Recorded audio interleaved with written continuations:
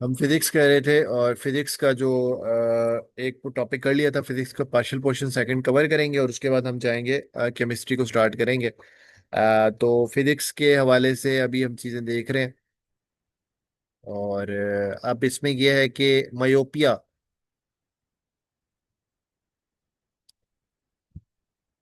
ये किसको कहते हैं जी? ये नियर साइटेडनेस, ये शॉर्ट साइटेडनेस को कहते हैं, जिसमें आपको करीब की नज़र आपकी कमज़ोर हो जाती है। ठीक है। इसके बाद हाइपर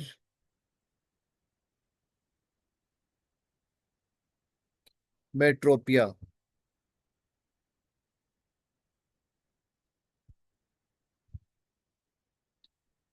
ये लॉन्ग साइटेडनेस को कहते हैं।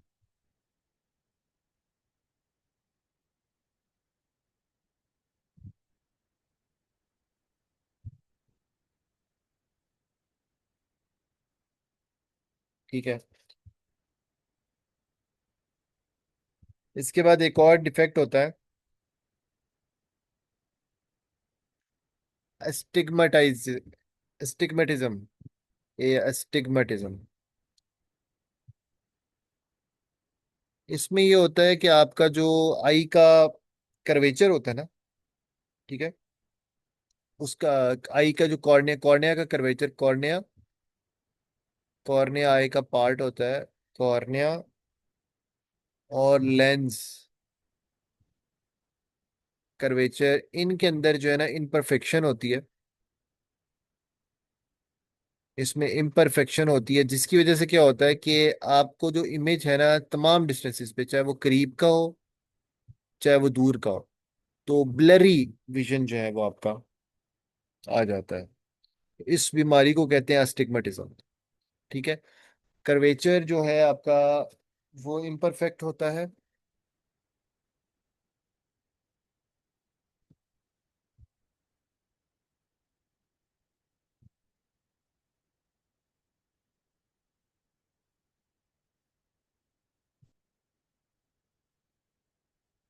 ठीक है। और उससे ब्लरी विजन जो है वो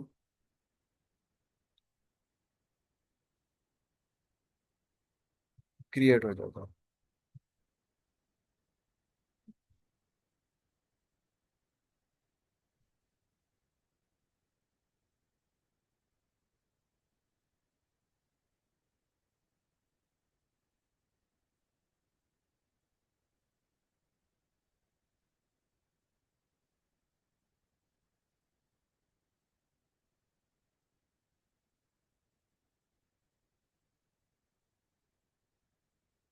इसके बाद मैग्नेटिज्म, जो है मैग्नेटिक फील्ड है की प्रॉपर्टी है जो मोशन ऑफ इलेक्ट्रिक चार्जेस से जनरेट होती है। मैग्नेटिज्म क्या प्रॉपर्टी है? जो मोशन ऑफ इलेक्ट्रिक चार्जेस से ये जनरेट होती है।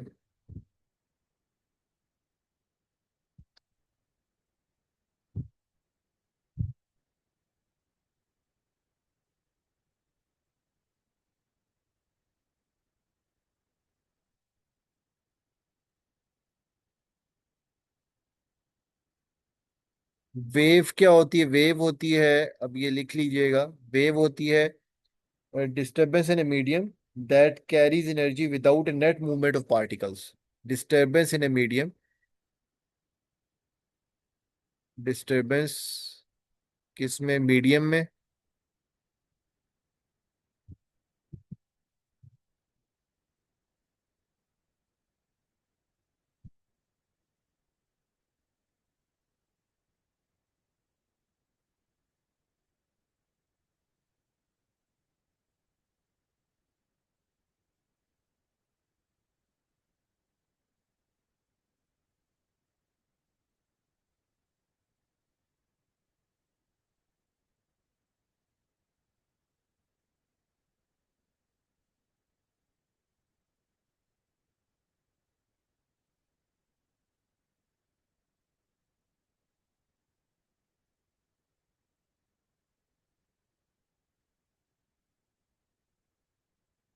अच्छा, अब जो है ना, हीट ट्रांसफर के मैकेनिज्म जो मुख्तलिफ स्टेट ऑफ मैटर में होते हैं, कंडक्शन होती है इन सॉलिड्स,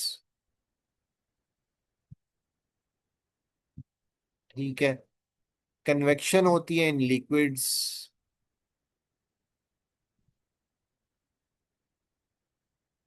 और air in some cases,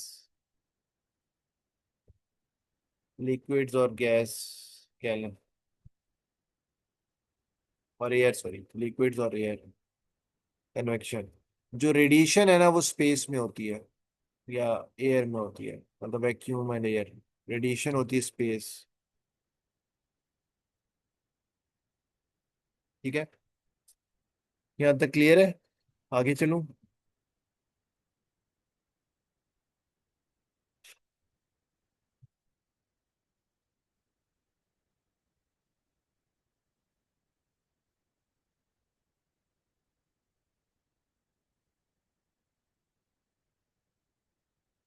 speed of sound,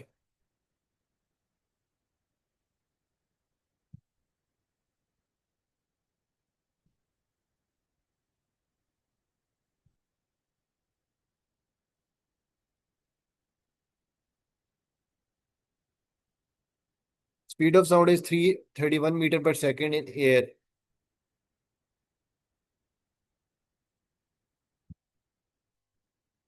speed of sound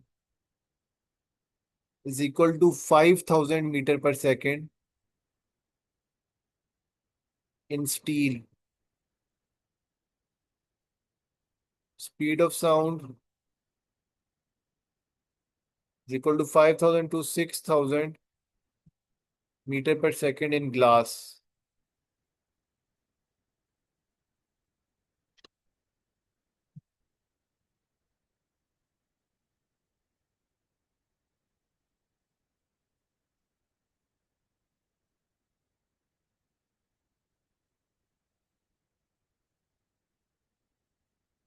के बाद कुछ लॉज हैं फिजिक्स में इंपॉर्टेंट, उनमें सबसे पहले फराडेज लॉज हैं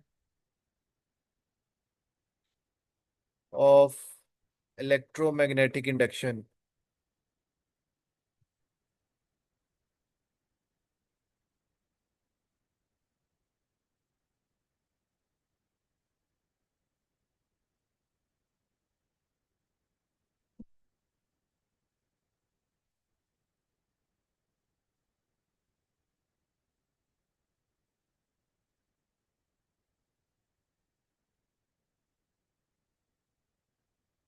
अब उसमें जो फर्स्ट लॉ है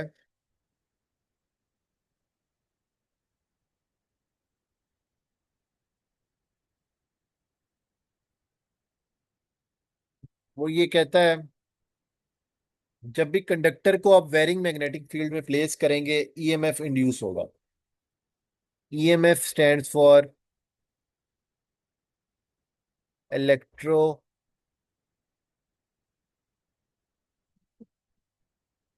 motive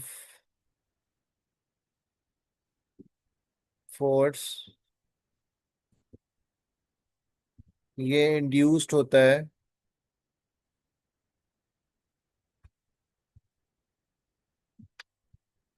when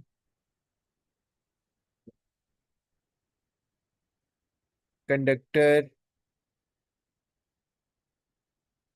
is placed in varying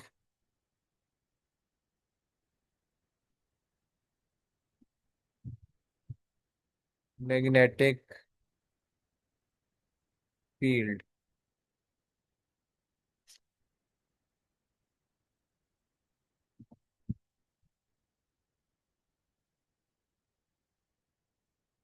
electromagnetic force जो है ईएमएफ इंड्यूस होता है जब कंडक्टर को आप, मैग्नेटिक फील्ड जो चेंज हो रही हो, चेंजिंग मैग्नेटिक फील्ड के अंदर आप कंडक्टर को प्लेस करें तो कंडक्टर के अंदर ईएमएफ इंड्यूस होता है। ठीक है, उसके बाद सेकंड लॉ जो है वो Faraday law of electromagnetic induction ये कहता है कि जो आपका इंड्यूस्ड होता है ना ईएमएफ वेरिंग मैग्नेटिक फील्ड के अंदर जो कंडक्टर प्लेस होता है उसका जो इंड्यूस्ड ईएमएफ होता है वो डायरेक्टली प्रोपोर्शन होता है rate of change of flux. Flux क्या है? Number of magnetic lines passing through that area in पर सेकेंड। ठीक है, ये आपके हो गए फ्राइडेज लॉज। उसके बाद आपका न्यूटन के लॉज हैं।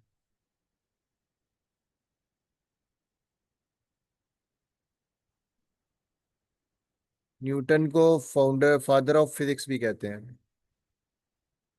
और फादर ऑफ मॉडर्न फिजिक्स कौन है? Albert Einstein. First law of motion जो है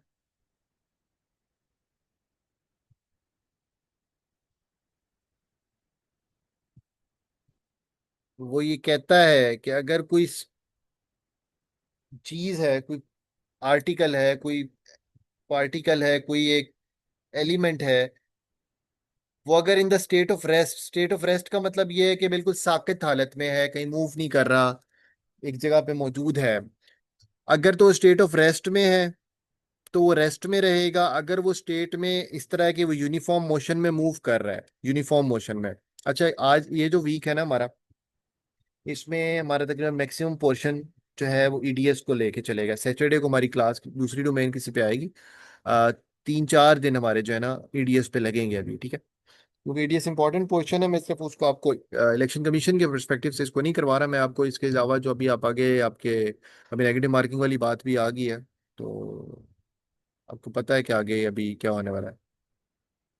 तो इसलिए कॉन्टेक्स्ट में ईडीएस जो है वो बहुत इंपॉर्टेंट है, तो हम जितना इसको इन डेप्थ करें उतना बात ही अच्छा। फर्स्ट लॉ ऑफ मोशन जो है वो ये है कि वो ये कहता है कि जो बॉडी है वो अपनी स्टेट मौजूद में जिसमें मौजूद है यूनिफॉर्म मोशन में है, या वो in the uniform motion in the straight line या रेस्ट में है, तो वो अपनी स्टेट जो कंटिन्यू करेगी। यार ये लाइट को कौन मार रहा है? ये पॉइंटर कौन यूज कर रहा है?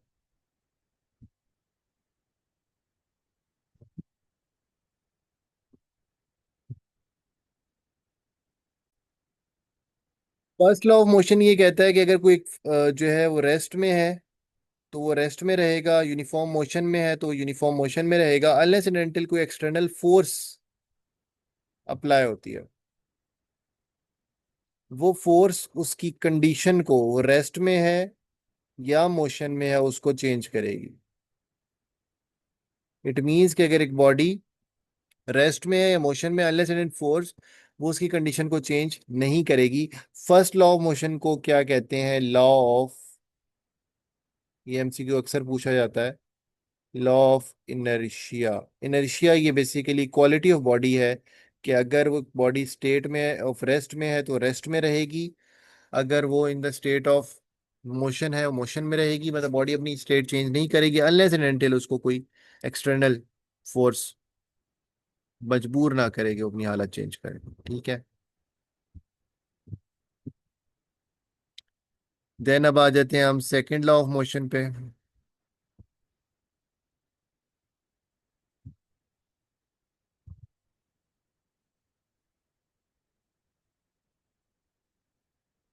सेकंड लॉ ऑफ मोशन ये कहता है, बेसिकली फोर्स है। अच्छा, सेकंड लॉ ऑफ मोशन ये कहता है कि जो एक्सेलरेशन प्रोड्यूस होता है, एक बॉडी है उसका मास एम है, उस पे फोर्स लगी इस डायरेक्शन में, उसमें एक्सेलरेशन प्रोड्यूस हुआ। ठीक है, ये मास एम था। जो एक्सेलरेशन प्रोड्यूस्ड है वो डायरेक्टली प्रोपोर्शनल होगा फोर्स के, और जो एक्सेलरेशन प्रोड्यूस्ड है वो इन्वर्सली प्रोपोर्शनल होगा मास ऑफ द बॉडी के। और जो एक्सेलरेशन प्रोड्यूस होगा उसकी जो डायरेक्शन होगी वो वही डायरेक्शन होगी जो फोर्स की डायरेक्शन है।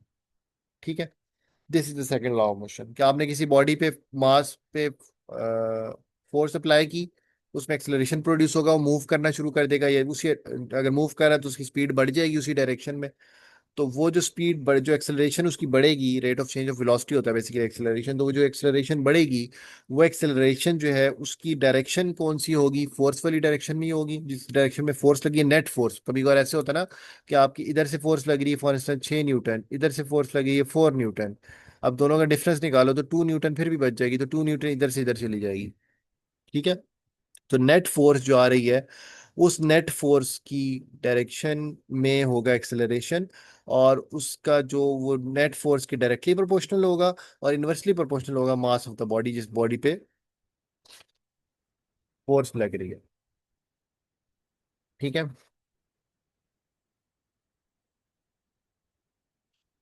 थर्ड लॉ ऑफ मोशन यही कहता है कि every action has an equal and opposite reaction. ठीक है।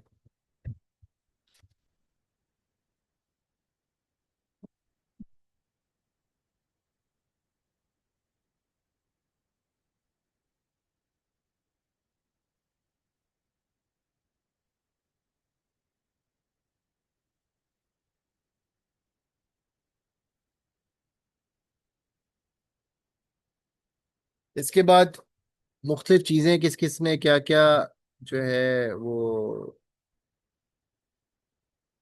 इन्वेंट किया। तो थ्योरी ऑफ इलेक्ट्रोमैग्नेटिज्म,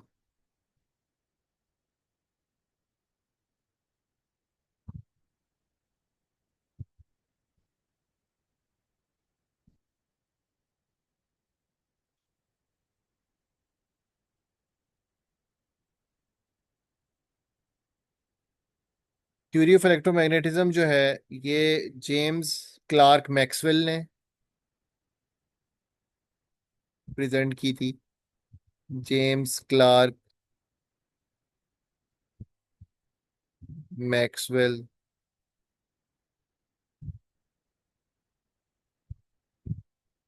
इसके बाद special theory of relativity and general theory of relativity दोनों दी थी आइंस्टाइन ने। स्पेशल भी एंड जर्नल थ्योरी ऑफ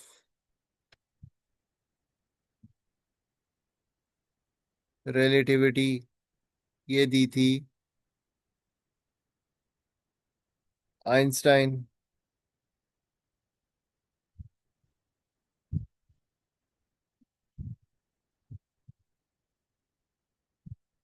इसके बाद क्वांटम थ्योरी जो है,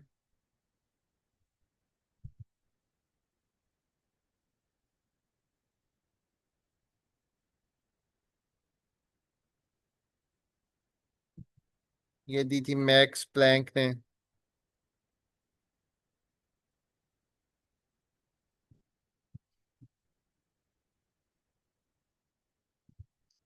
इसके बाद यूनिफाइड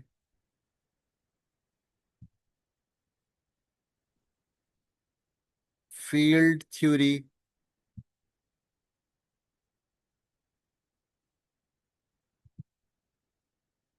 ठीक है, ये doctor Abdul Salam and Steven Weinberg, इनको इस पर नोबेल प्राइज भी मिला था। And Steven Weinberg.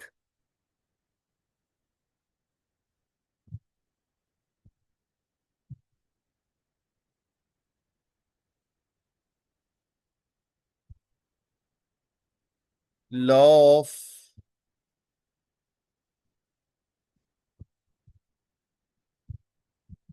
Buoyancy,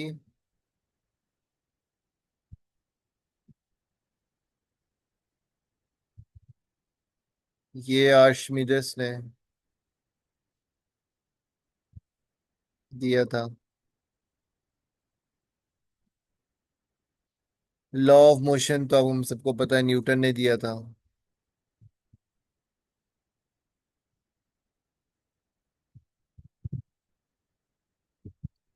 3 laws of motion दिए थे।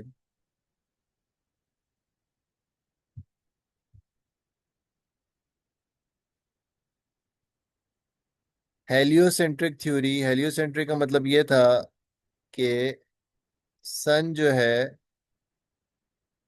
वो रिवॉल्व नहीं करता, जमीन रिवॉल्व करती है। Heliocentric theory.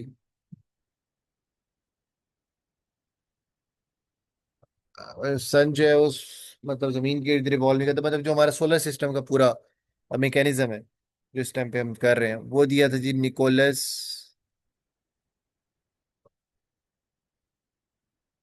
कॉपरनिकस।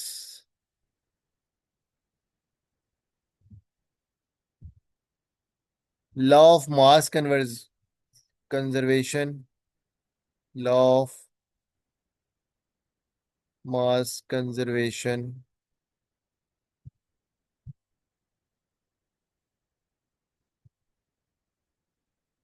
ये दिया था जी लोवाइजर ने।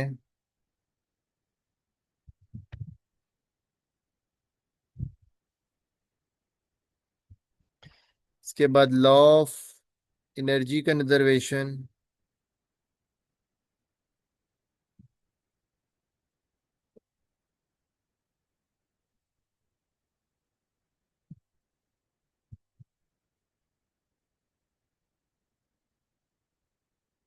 ये दिया थी जी रॉबर्ट हुक ने।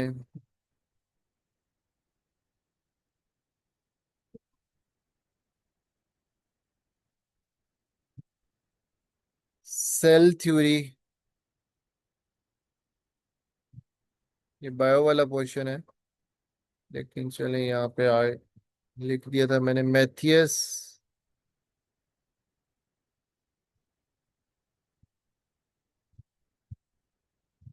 नाइडन एंड थियोडोर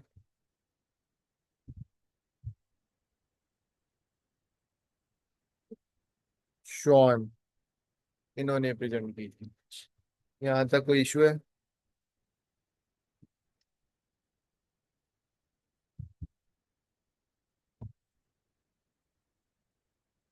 यहाँ तक कोई मसला परेशानी?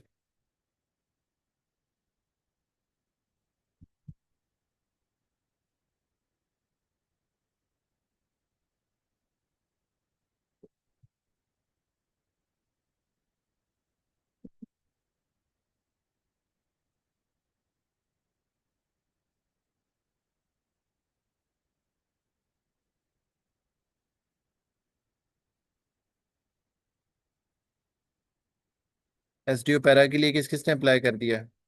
आज लास्ट डेट थी वैसे। ओके। और जरफिशा। ओके। ओके अहमद गुड हो गया। और कौन कौन? बख्तावर ठीक है। बख्तावर कमाल। अब्दुल्ला।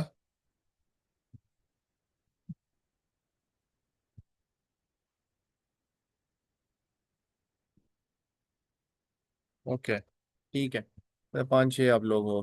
ठीक है।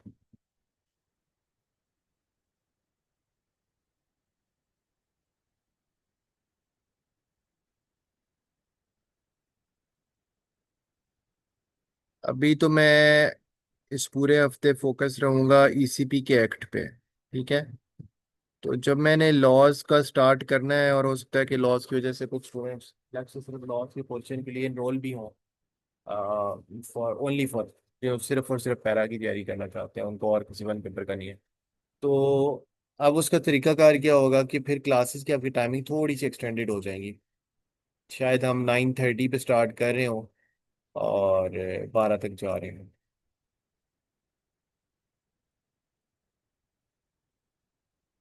रिकॉर्डेड होंगे आपका, अब बाद में बेशक सुन लीजिएगा बेटा।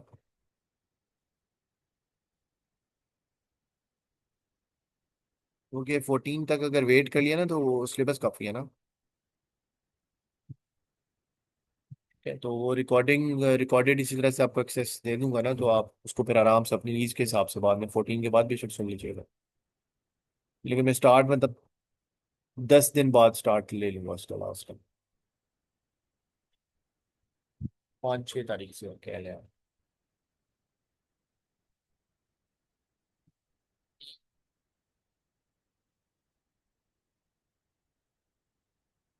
जी जी ठीक है, क्योंकि उसका पेपर्स भी तो, उसके भी पेपर्स तो मिड अक्टूबर में वो भी एक्सपेक्टेड है ना, तो वो भी मेरे जहन में है ना एक्चुअली चीज।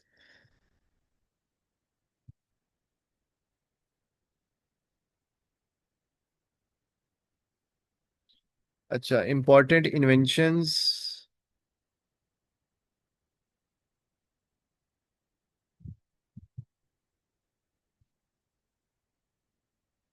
And inventor.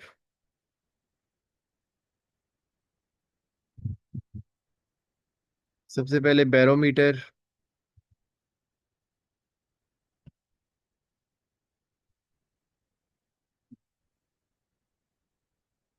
ये किया था जी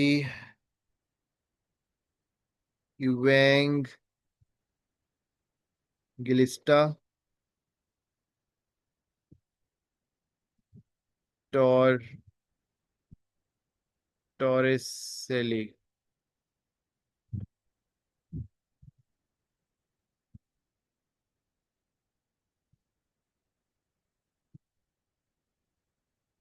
लाइटनिंग रॉड। ये किया था बेंजामिन फ्रैंकलिन ने।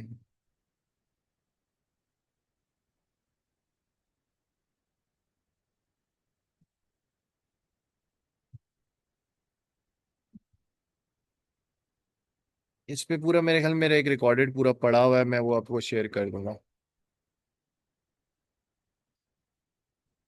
डिवाइसेस देयर यूज और उसके अलावा उनका। Mercury thermometer.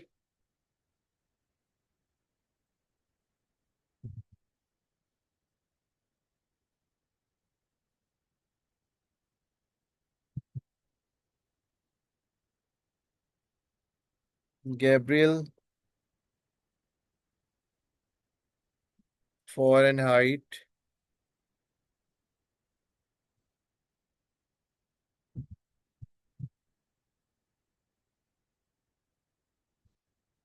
इसके बाद इलेक्ट्रिक बैटरी।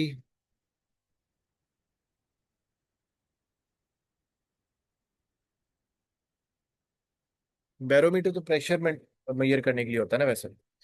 इलेक्ट्रिक बैटरी जो है अलेक्जेंड्रो वोल्टा।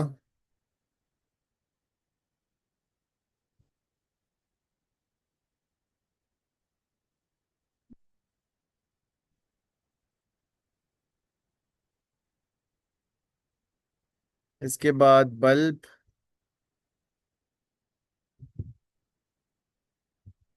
Thomas Edison.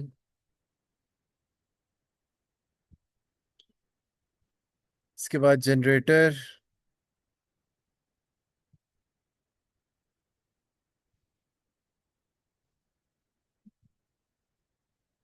माइकल फैराडे, और माइकल फैराडे के साथ एसोसिएटेड लिख लें, मोटर भी इन्होंने की थी।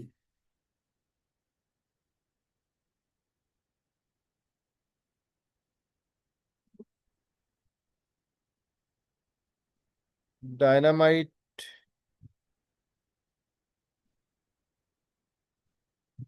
ये अल्फ्रेड नोबेल ने किया था।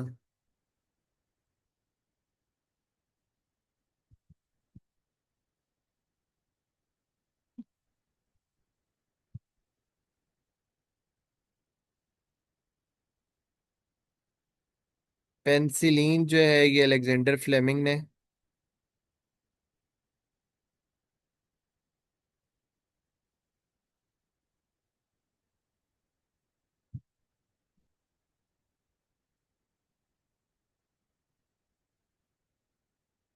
ठीक है, यहाँ तक क्लियर है।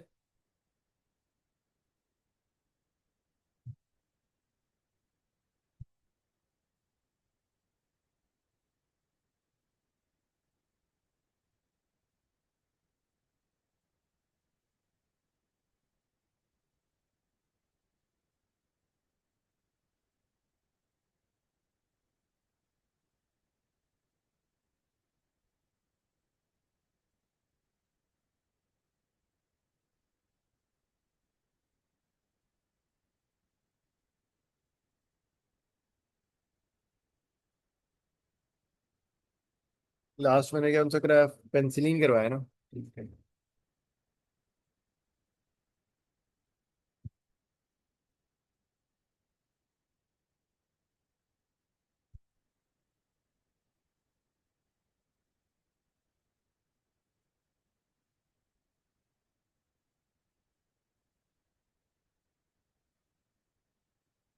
इसके बाद आपका आ जाता है कंप्यूटर।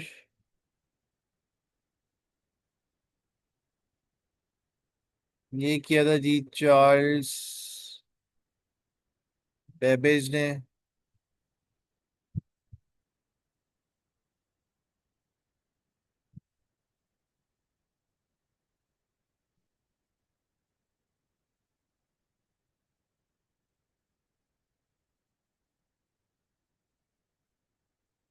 इसके बाद कंप्यूटर का जो माउस होता है, कंप्यूटर का माउस, ये जी Douglas angel BART.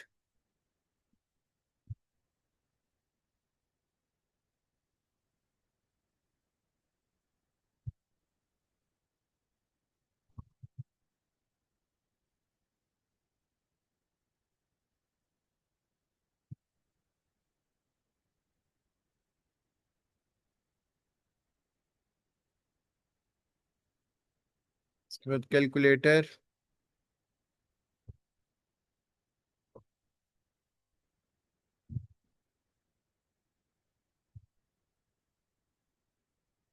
Blaise Pascal.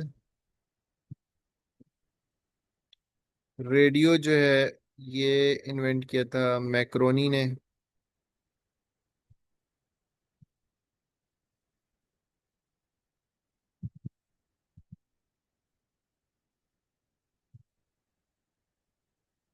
Internet किया था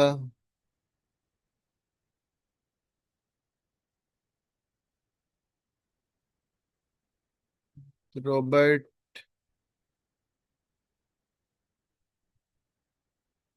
कान एंड विंडसर्फ ने।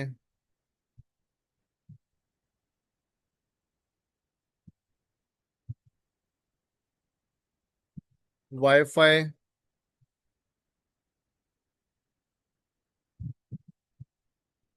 एलेक्स हिल्स ने।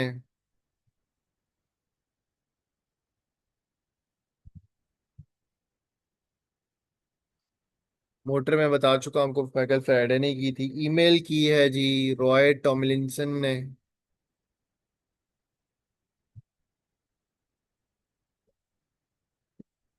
टॉमलिंसन।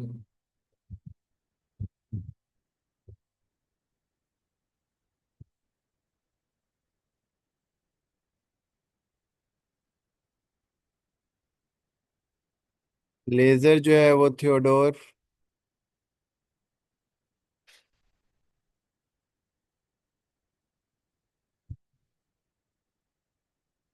मैम ने की थी।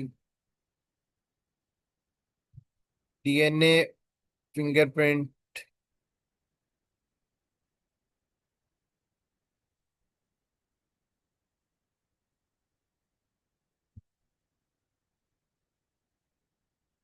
ये एल ए जेफरी ने।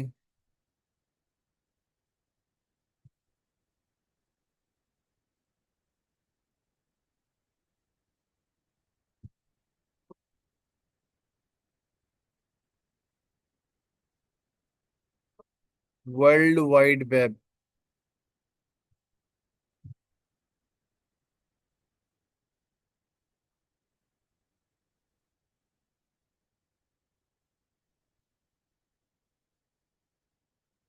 टिम बर्नर्स ली।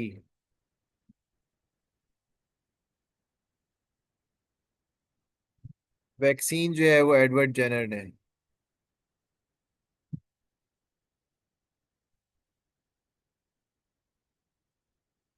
Edward Jenner.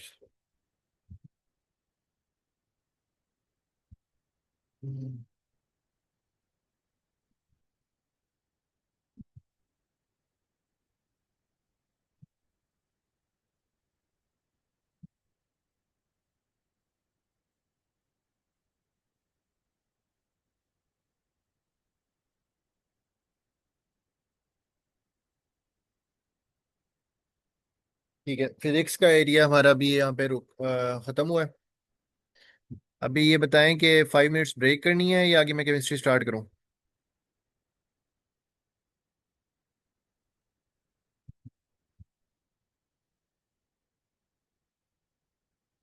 ओके, ठीक है।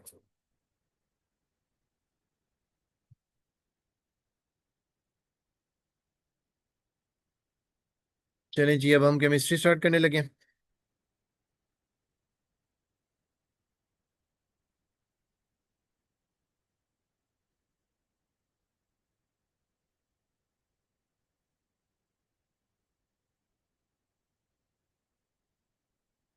Father of chemistry.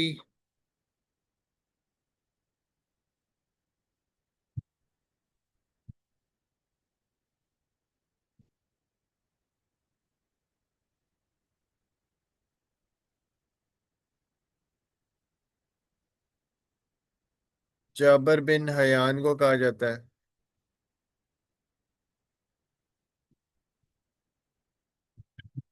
Father of modern chemistry.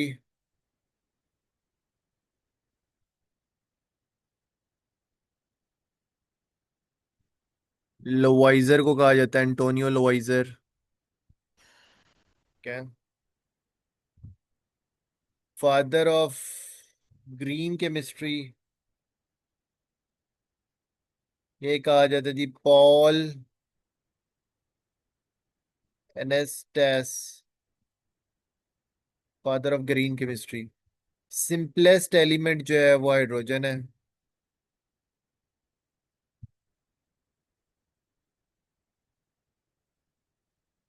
Simplest element कौन सा जी? हाइड्रोजन।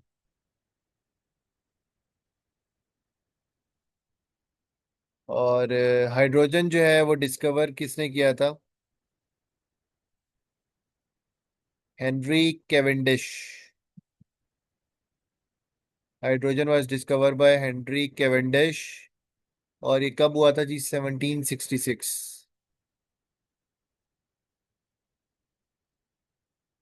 अच्छा, अब मोस्ट अबंडेंट एलिमेंट की ना दो चीजें होती हैं। एक मोस्ट अबंडेंट एलिमेंट इन अर्थ क्रस्ट होता है। ये अर्थ क्रस्ट यहाँ लिख लेते हैं। ठीक है, उसके अंदर मोस्ट अबंडेंट एलिमेंट कौन सा? और दूसरा जी most abundant element in universe. तो यूनिवर्स के अंदर यार ये सिचुएशन है कि पहले पे आपका आता है हाइड्रोजन। हाइड्रोजन है। H2 लिख रहा हूँ सिर्फ उसको। सेकंड पे आपका है हीलियम। He। थर्ड पे है आपका ऑक्सीजन। O2। और फोर्थ पे आपका है नाइट्रोजन। N2। ठीक है। फर्स्ट पे हाइड्रोजन, सेकंड पे हीलियम, थर्ड पे ऑक्सीजन, फोर्थ पे नाइट्रोजन। अर्थ क्रस्ट के अंदर फर्स्ट पे आपका है ऑक्सीजन।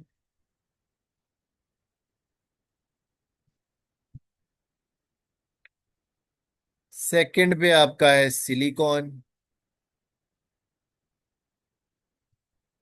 और थर्ड पे आपका है एल्यूमिनियम। ठीक है। डिफरेंस आपको समझ आया? Al aluminium. यूनिवर्स के अंदर फर्स्ट पे हाइड्रोजन है, सेकंड पे हीलियम है, थर्ड पे ऑक्सीजन है, फोर्थ पे नाइट्रोजन है। और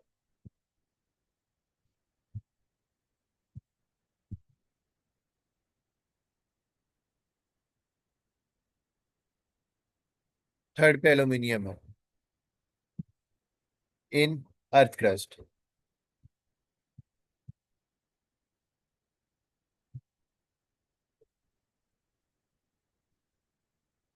अब most abundant gas in air कौन सी है? गैस एयर के अंदर सबसे ज्यादा गैस आती है जी 78% नाइट्रोजन एयर में। 21% ऑक्सीजन। और 0.93% आर्गॉन। अगर कोई ये पूछे कि नोबल गैसेस में कौन से सबसे ज्यादा है, तो वो आर्गॉन है एयर में।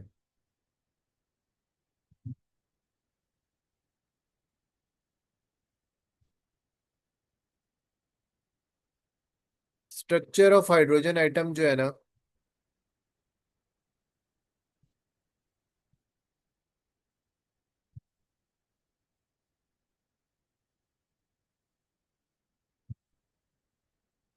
स्ट्रक्चर ऑफ हाइड्रोजन एटम ये नील बोहर ने एक्सप्लेन किया था।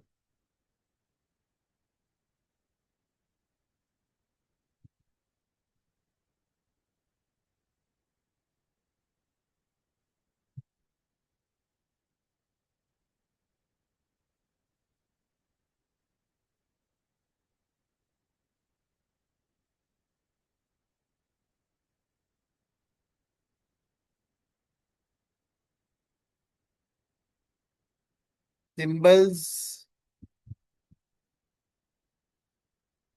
And atomic masses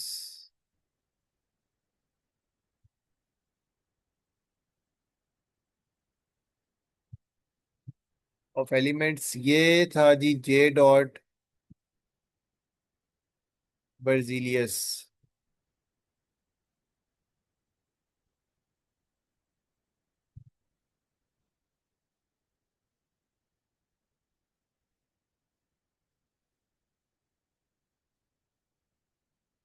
atomic number of elements,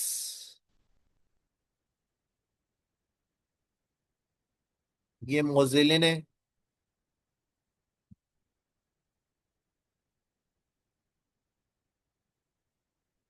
दिया था। Smallest particle of element atom है।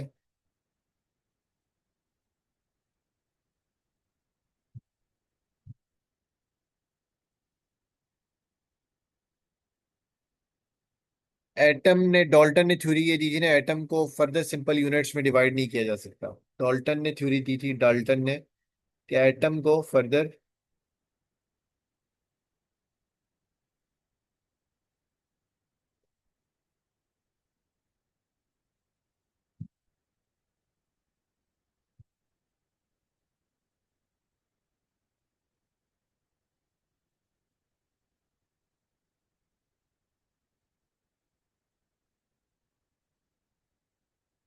डुअल नेचर ऑफ एटम जो है,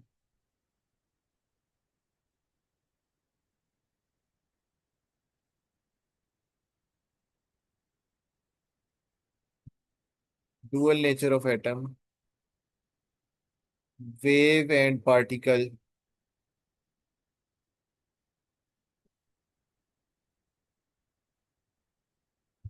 वो डी ब्रॉगली ने दी थी।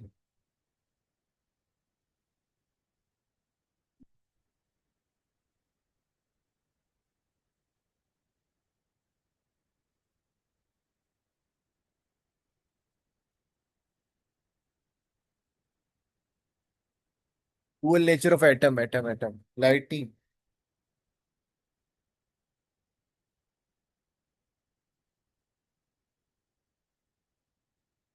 डायमीटर ऑफ एटम है 0.2 नैनोमीटर।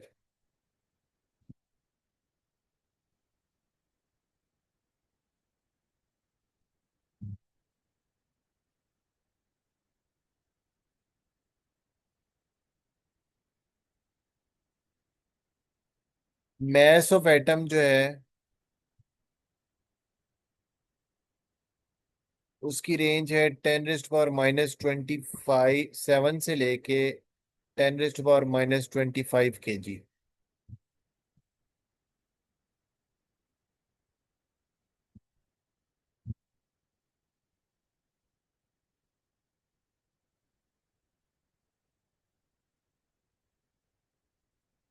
काइनेटिक इक्वेशन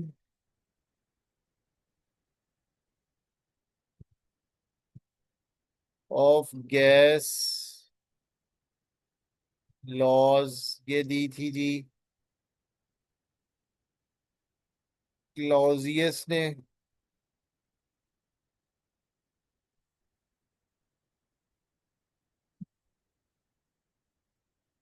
1857 में।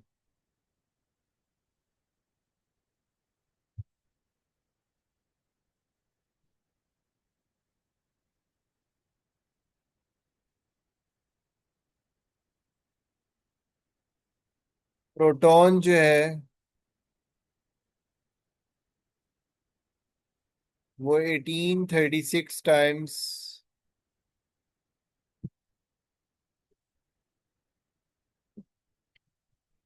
हैवियर है देन इलेक्ट्रॉन।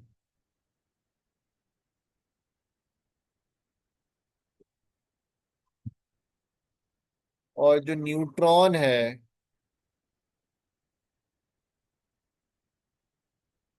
वो 1842 टाइम्स हैवियर है देन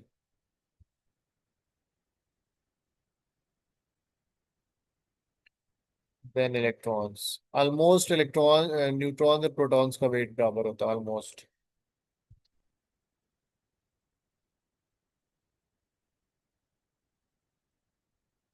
अच्छा जी।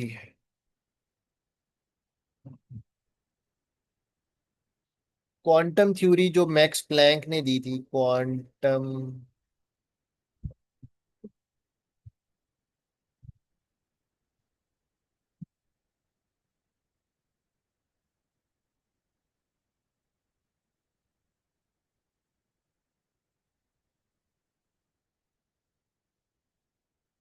क्वांटम थ्योरी मैक्स प्लैंक ने दी थी 1900 में।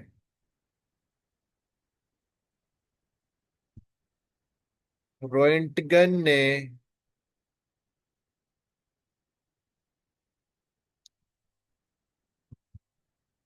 एक्सरेज डिस्कवर की थी 1895 में।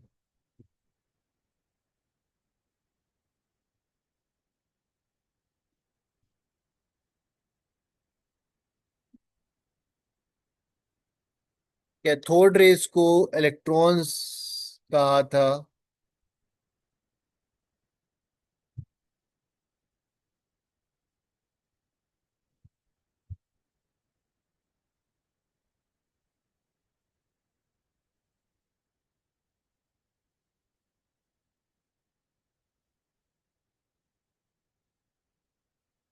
एक्सरेज 1895 में।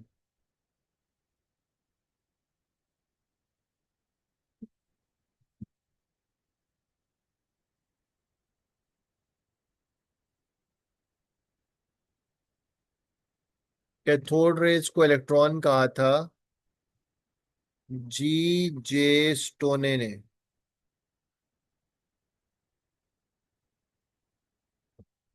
इलेक्ट्रॉन पे चार्ज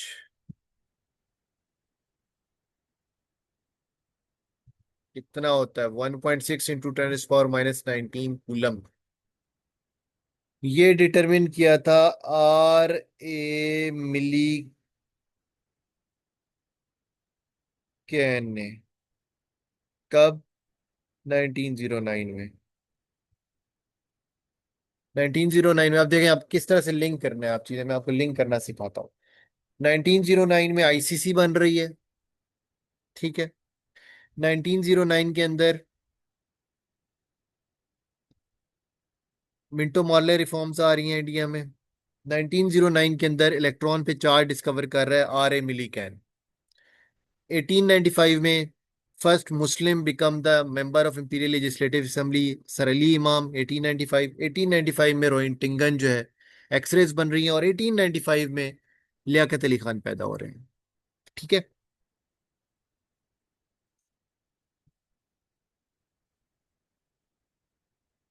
भूलेगा अब?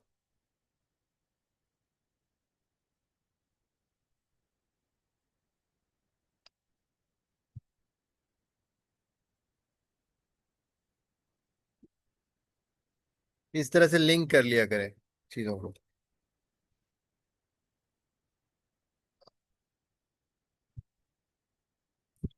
इलेक्ट्रॉन जो है,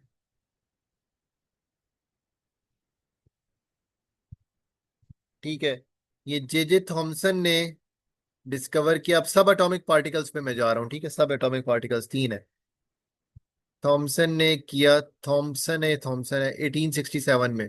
अब 1867 से रिलेटेड मुझे कुछ बताने की जरूरत नहीं है। 1867 का एक बहुत बड़ा इंपॉर्टेंट इवेंट है इंडो पाक हिस्ट्री का, उसके साथ रिलेट कर लें कि इलेक्ट्रॉन जब डिस्कवर किए तो उस टाइम पे इंडो पाक हिस्ट्री में क्या हुआ था। Urdu Hindi controversy.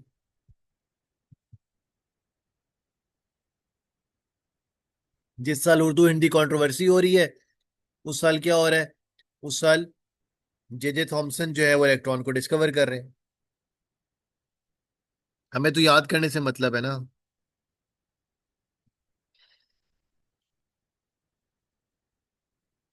Proton discover हुए अर्नेस्ट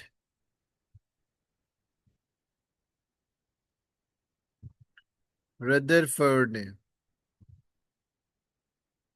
अर्नेस्ट रदरफोर्ड कब किए? 1886 में। 1886 में all India Mohammedan educational conference बनी थी। न्यूट्रॉन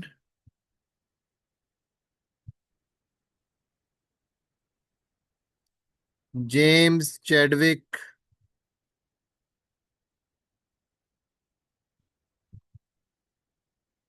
1932।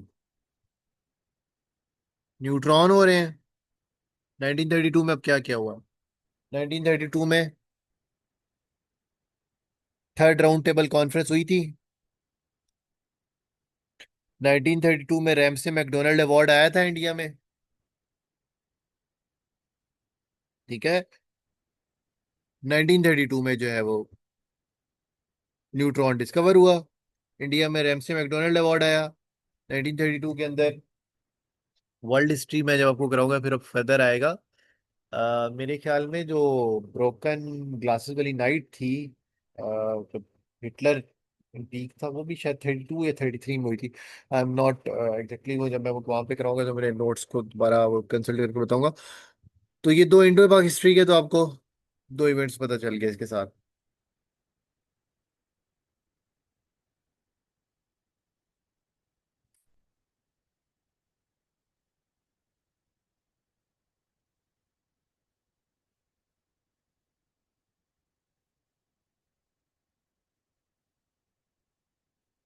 आप लोगों को, वेस्ट वालों को, मैंने 1857 से 1947 देना है। उससे पहले मैं जरा 1532 1857 अब्दुल्ला ने मुझे याद करवाया।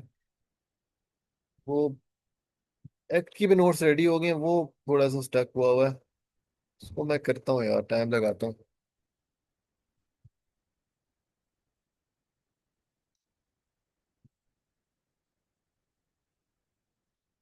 अच्छा।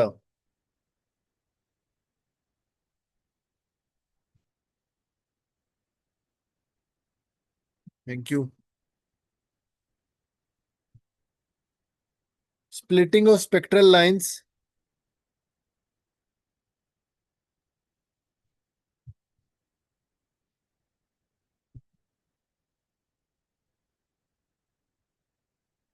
स्पेक्ट्रल लाइंस, स्पेक्ट्रम जो बनता है लाइट का, उनकी जब स्प्लिटिंग होती है स्पेक्ट्रल लाइंस की इन the presence of strong electric field, अगर तो स्ट्रॉन्ग इलेक्ट्रिक फील्ड की प्रेजेंस में इनकी स्प्लिटिंग हो, तो उसको कहते हैं स्टार्क इफेक्ट।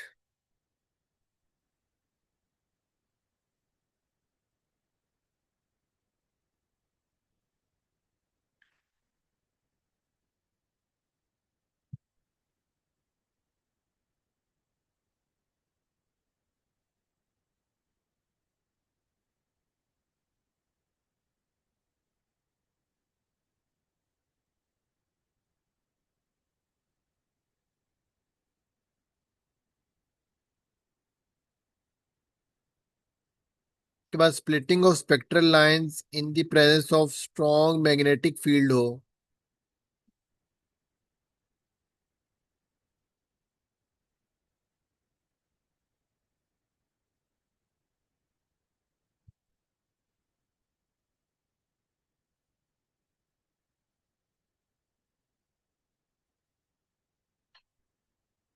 उसको कहते हैं जी मैन इफेक्ट।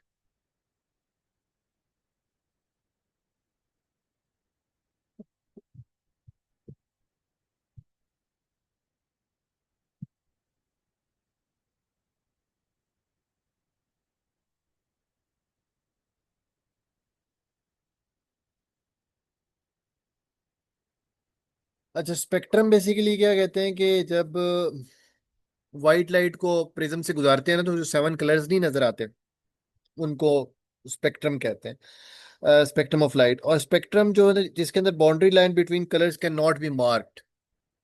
ठीक है, स्पेक्ट्रम जिसके अंदर जो कलर्स हैं, कॉन्टिन्यूस स्पेक्ट्रम बताने लगा मैं आपको। कॉन्टिन्यूस स्पेक्ट्रम वो होता है जिसके अंदर आपके जो की बाउंड्री लाइंस होती है ना बिटवीन कलर्स, वो डिस्टिंग्विशेबल नहीं होती। ठीक है, तो उनको हम मार्क नहीं कर सकते, तो उसको कहते हैं कॉन्टिन्यूस स्पेक्ट्रम। रेनबो हो गया, सनलाइट हो गई।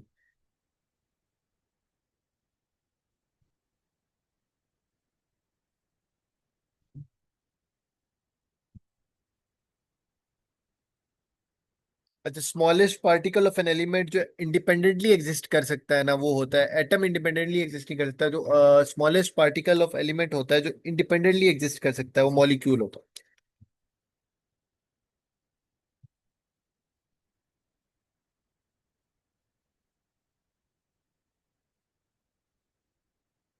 फिर पॉजिट स्पीशी जिसके ऊपर पॉजिटिव और नेगेटिव चार्ज होता है,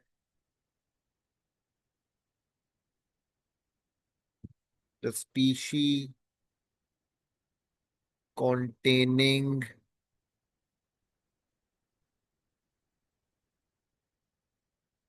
पॉजिटिव और नेगेटिव चार्ज, उसको कहते हैं ऑइन। पॉजिटिव चार्ज जिसके ऊपर होता है उसको कहते हैं कैटाइन।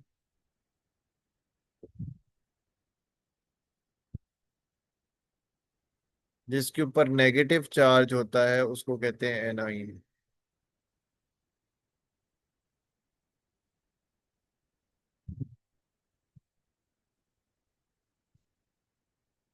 ठीक है। पॉजिटिव में जैसे सोडियम के ऊपर पॉजिटिव होता है, मैग्नीशियम के ऊपर +2 होता है। ठीक है। नेगेटिव में जैसे क्लोरीन के ऊपर -1 है, ऑक्सीजन के ऊपर -2 है।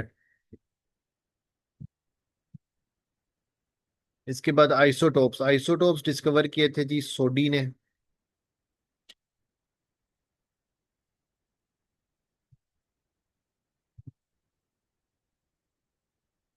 सोडी ने। आइसोटोप क्या होता है कि same atomic number, Z stands for atomic number. Atomic number, different atomic mass. A से एटॉमिक मास होता है। ये सेम होंगे, ये डिफरेंट होगा। इसमें मुख्तलिफ के फेमस हैं। फॉर इंस्टेंस यूरेनियम का 3 आइसोटोप्स हैं। U-234, 92 ही है एटॉमिक नंबर। U-235, 92 ही एटॉमिक नंबर। U-238, इसमें सबसे ज्यादा जो रिएक्टिव होता है U-235 होता है, जो यूरेनियम के लिए यूज होता है। Likewise hydrogen,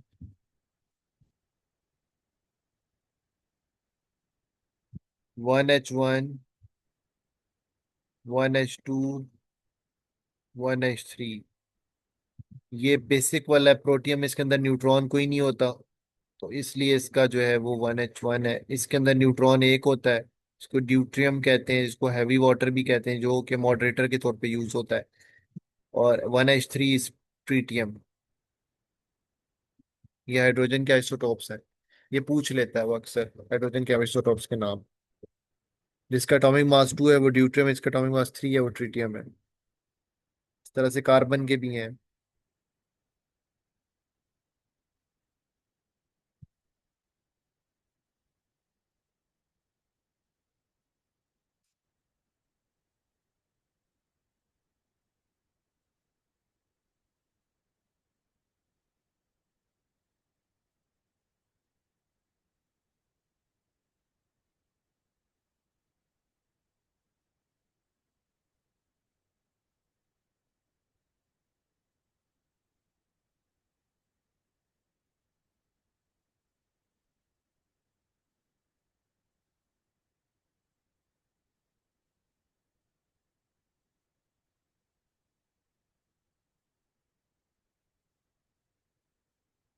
law of distribution of velocity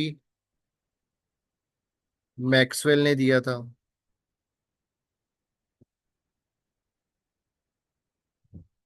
law of distribution of energy, ये दिया था जी बोल्ट्जमैन ने।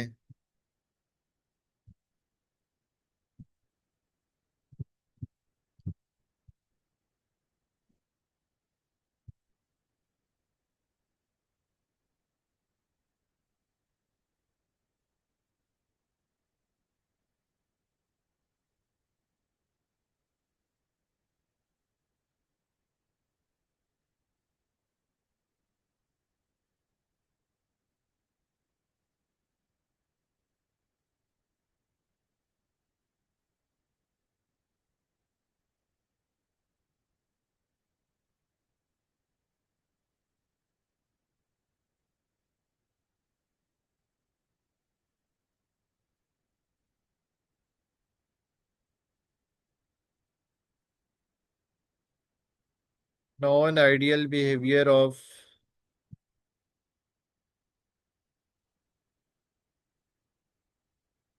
गैसेस, ये जी दिया था वेंडर वॉल ने।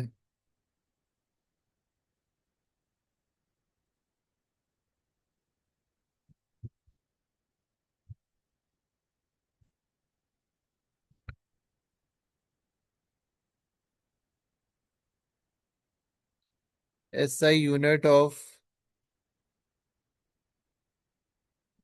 प्रेशर जो है वो है जी पास्कल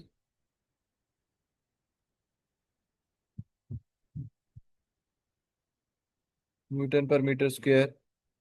एब्सलूट जीरो जो है,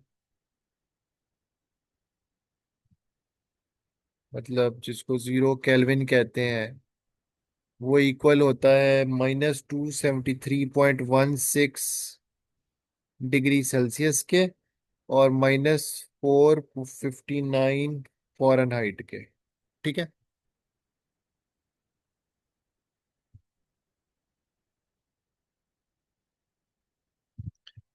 एवापोरेशन जो है ना वो होती है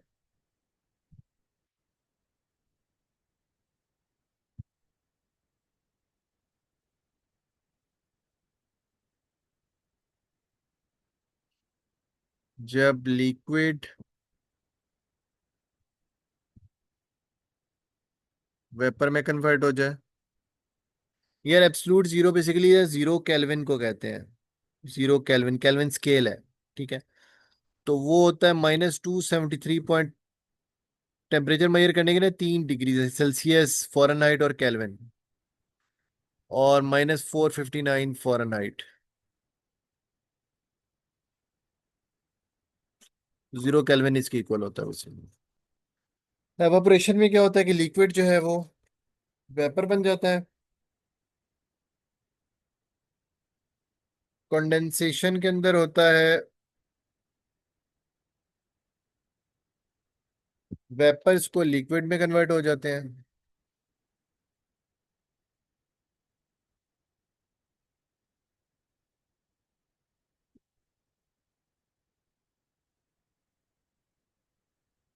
सब्लिमेशन के अंदर सॉलिड जो है वो गैस में कन्वर्ट हो जाता है।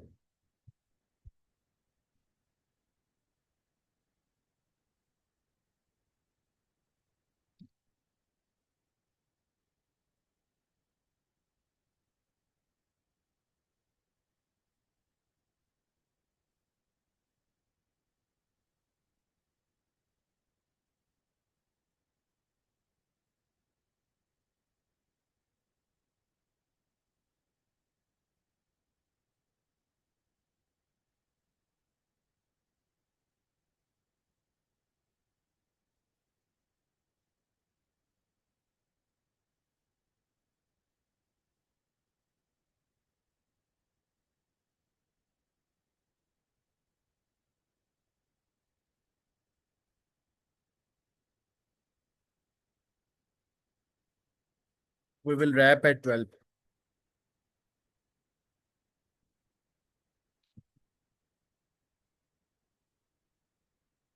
प्लाज्मा जो है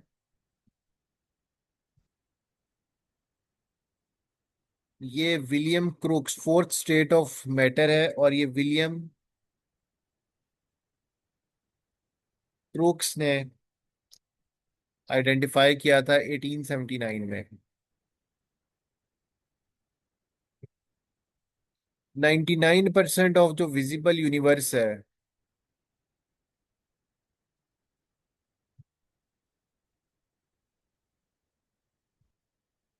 वो प्लाज्मा है। ठीक है। अब सॉलिड्स, वो सॉलिड्स कि जिनके अंदर एटम्स, आइंस और मॉलिक्यूल्स, मतलब एटम्स, आइंस और मॉलिक्यूल सॉलिड्स के अंदर जो है वो रेगुलर अरेंजमेंट में हो, मतलब एटम्स, आइंस या मॉलिक्यूल्स सॉलिड्स के अंदर। नहीं, 12 बजे तक रैप अप करेंगे।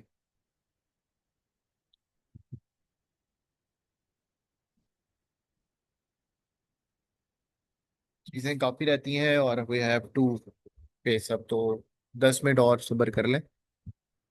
रेगुलर अरेंजमेंट में हो, ठीक है, उनको कहते हैं हम क्रिस्टलाइन सॉलिड्स।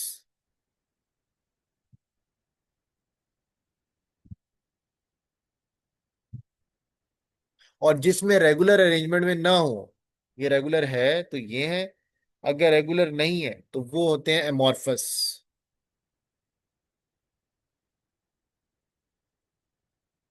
जैसे ग्रेफाइट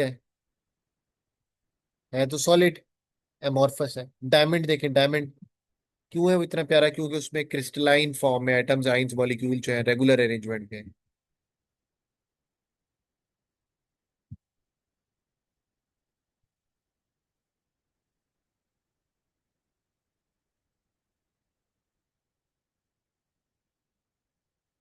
अब आपको पता है पॉजिटिव चार्ज तब आता है जब एक इलेक्ट्रॉन लूज होता है या रिमूव होता है, ठीक है।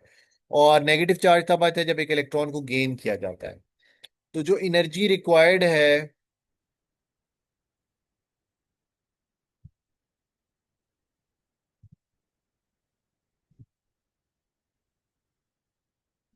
टू रिमूव एन इलेक्ट्रॉन,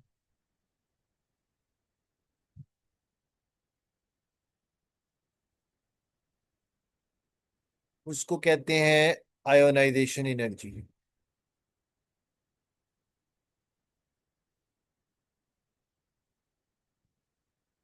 और जो एनर्जी रिलीज होती है जब इलेक्ट्रॉन आप गेन करते हैं, जब इलेक्ट्रॉन एब्जॉर्ब होता है, तो जो एनर्जी रिलीज होती है when electron is added,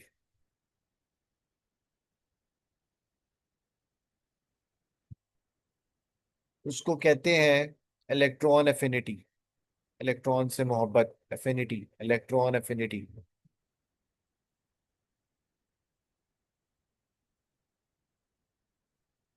tendency to elect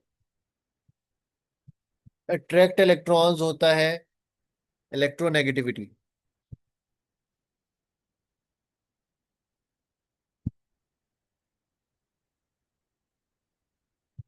electro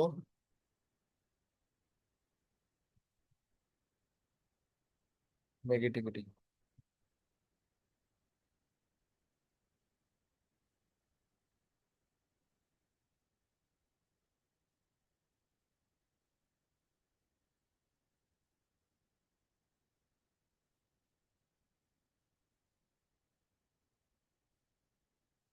पहला जो पीरियोडिक टेबल था वो मेंडलीव्स का था, जो अभी मॉडर्न पीरियोडिक टेबल है ये मोजिले का है, 1913 में आया ये।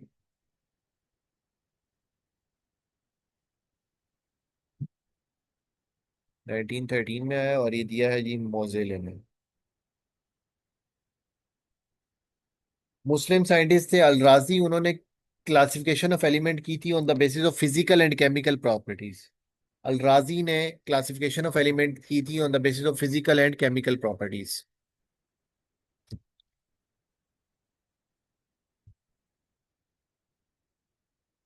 होप के मेरे 2 पेज आखिरी हैंडआउट्स के हैं, मैं कवर कर दूं।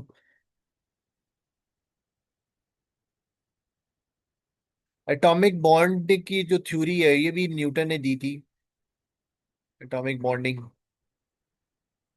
ये भी न्यूटन ने दी थी, न्यूटन बाबा जी ने 1704 में थ्योरी।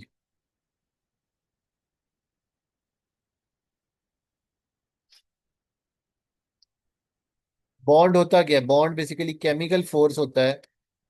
बॉन्ड क्या होता है? केमिकल फोर्स होता है दैट होल्ड्स टू और मोर एटम्स। जहां पे मैं सिर्फ वर्ड लिख दूं और आगे मैं एक्सप्लेन करूं तो खुद आप लिख लिया करें अपनी निशानी के लिए। तो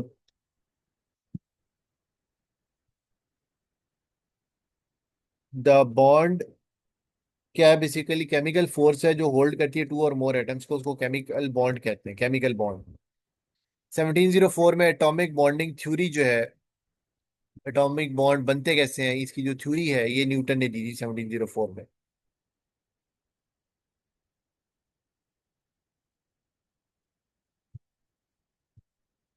अच्छा, अब बॉन्ड्स की, केमिकल बॉन्ड जो है इनकी टाइप्स हैं, आयोनिक है, कोवलेंट है, कोऑर्डिनेट कोवलेंट है, और हाइड्रोजन बॉन्ड है।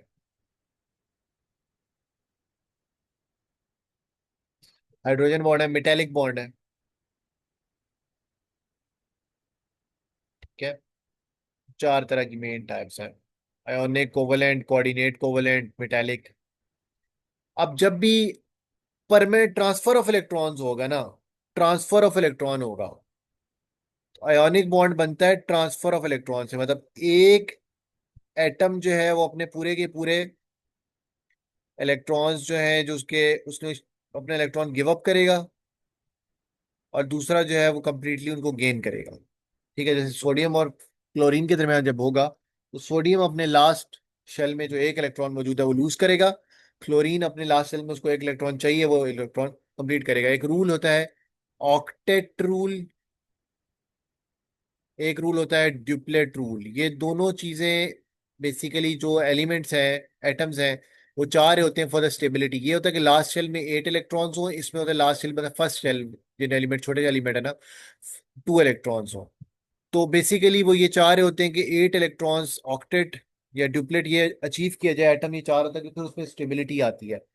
अब उसके लिए या तो वो शेयरिंग करेगा, या पूरे का पूरा लोन पेयर ले लेगा जो कोऑर्डिनेट कोवेलेंट बॉन्ड में होता है, या वो परमानेंट ट्रांसफर ऑफ इलेक्ट्रॉन और परमानेंट गेन ऑफ इलेक्ट्रॉन से बॉन्ड बनाएंगे, जिसको हम आयोनिक बॉन्ड कहते हैं।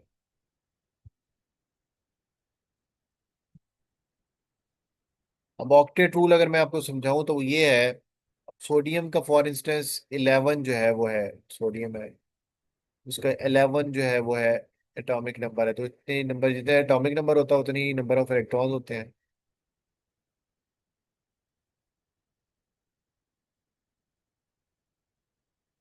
बस ये लास्ट पॉइंट देख ले, फिर मैं खत्म कर रहा हूँ। अब ये इसके लास्ट शेल में ना 8 इलेक्ट्रॉन्स मौजूद हैं, एक ही एक्स्ट्रा है। अब उसकी स्टेबिलिटी के लिए ये इलेक्ट्रॉन लूज करेगा तो सोडियम स्टेबल हो जाएगा। तो सोडियम इसको लूज करेगा। अब क्लोरीन जो है,